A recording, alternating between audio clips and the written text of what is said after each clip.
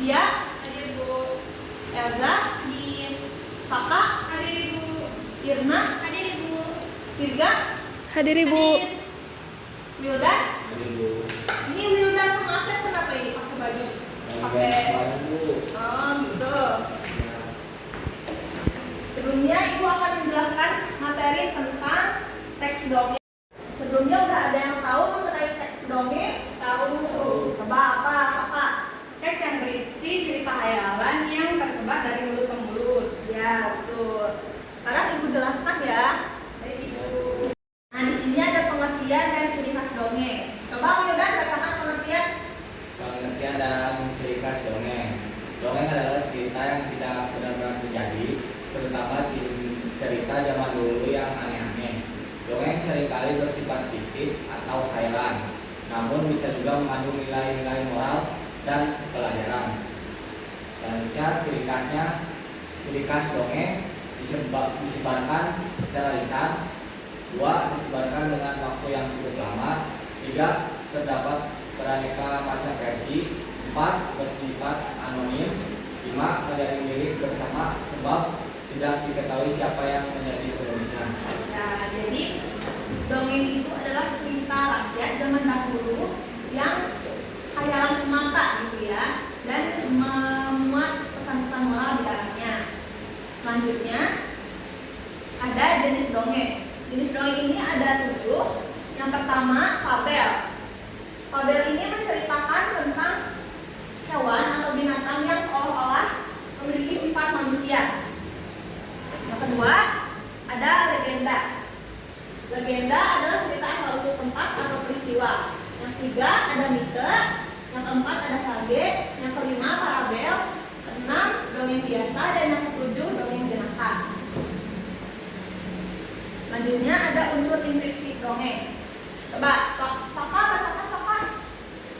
Unsur implisit dongeng. Yang pertama ada tema, ide atau pesan utama yang ingin disampaikan melalui dongeng. Lalu ada tokoh yang dimana dongeng bisa berupa manusia, hewan, atau makhluk fantasia lainnya yang memerankan dan diceritakan dalam dongeng tersebut.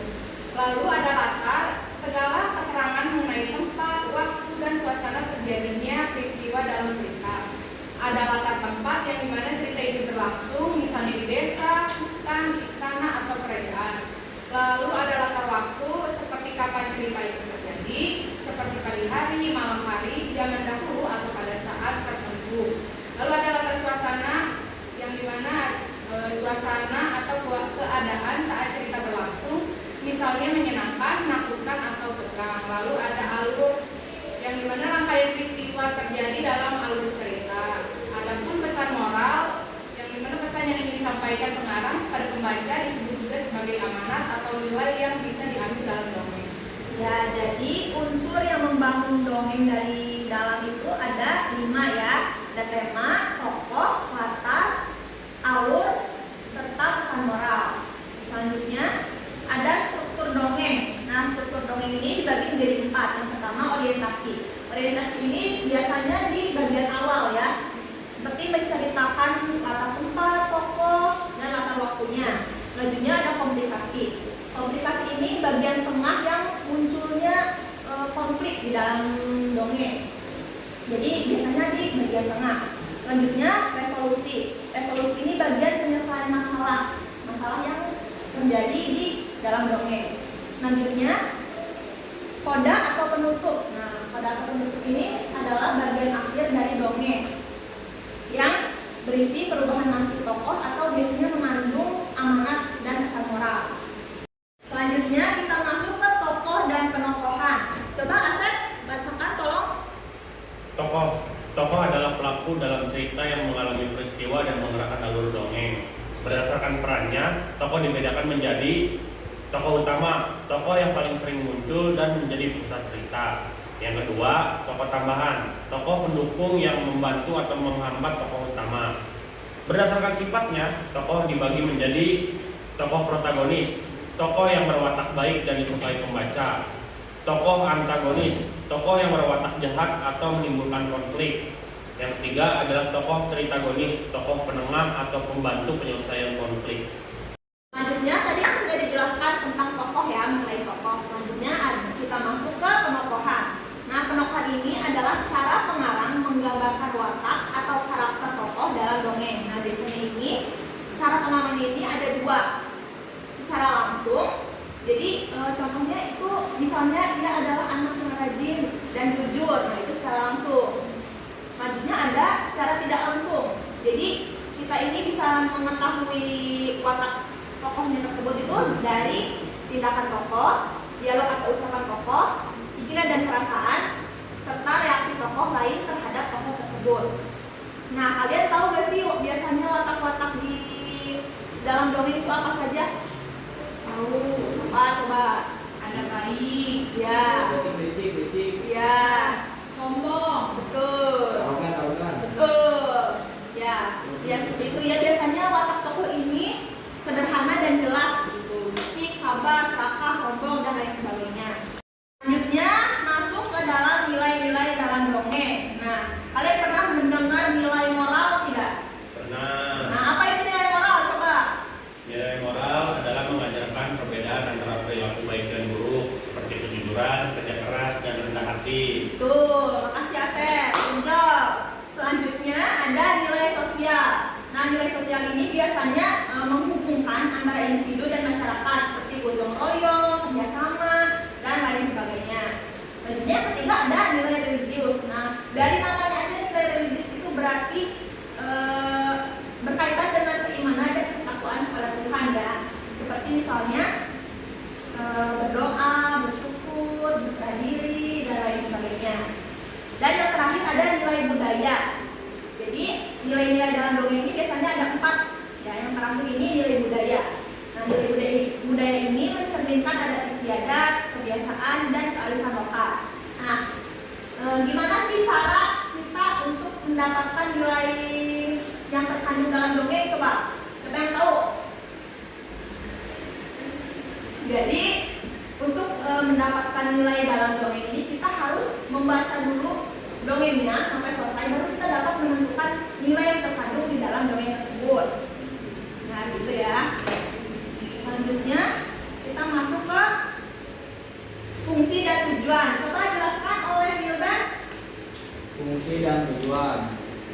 Itu fungsi dongeng sebagai sarana hiburan bagi pembaca atau pendengar, sebagai media pendidikan untuk menerangkan nilai moral dan karakter. Tujuan dongeng: 1. Memberikan kesenangan dan hiburan. 2. Menyampaikan pesan atau amanat kehidupan. 3. Membentuk sikap dan perilaku positif pada anak. Kalian ada yang tahu dongeng-dongeng yang ada di Indonesia apa saja yang sering didengar? Tahu. Coba. Satria. Ya, selanjutnya yang lain? Yang teman. Ya, Mama, siapa tahu terus? Malin Kundang. Oke, anak-anak, di pertemuan yang akan datang, Ibu akan memberi tugas ya. Jadi tugasnya itu kalian membuat kelompok, lalu bermain peran. Jadi kalian memilih aja dongeng yang akan kalian pilih. Selanjutnya di pertemuan yang akan datang, kalian tampil di depan, oke? Oke. Siap? Siap. Ibu tutup ya pertemuan kali ini. Wabillahi taufiq wal hidayah. Wassalamualaikum warahmatullahi wabarakatuh. Waalaikumsalam warahmatullahi wabarakatuh. Terima kasih Ibu. Terima kasih, Ibu. Assalamualaikum. Waalaikumsalam. Sudah siap? Ya. Oke, ya langsung saja ya. Yang duduk di sini biar kelihatan. Kalian ke depan coba. Siap. Anakku kenapa? Bu, aku mimpi aneh. Kenapa kok bisa? Aku mimpi aneh banget. Aku mimpi ibu meninggal, tapi habis itu aku nikah sama bidadari.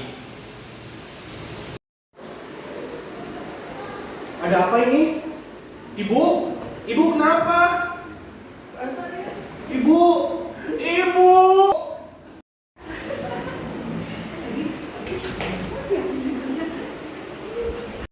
Hah? Bagaimana mungkin di tengah hutan seperti ini ada banyak bidadari? Aku ambil saja selendangnya.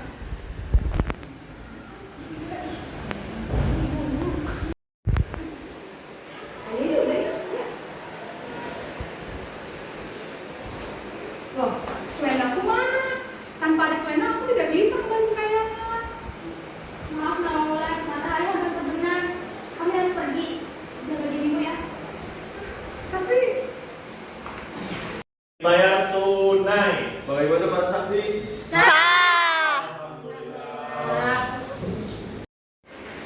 kenapa sih Mas Jaka malah buka tutup kuancinya, jadinya kan aku harus masak. Aduh, aku mau masak dulu deh. Loh, tunggu. Ini kan selendang aku. Jadi selama ini perbuatannya Mas Jaka. Keterlaluan sekali Mas Jaka. Aku harus ketemu sama dia. Tega kamu ya Mas Jaka. Ternyata ini perbuatan kamu yang dibawa selendang aku. Maafkan aku. Aku gak bisa maafin kamu. Aku mau pergi saja. Bagaimana dengan anak kita?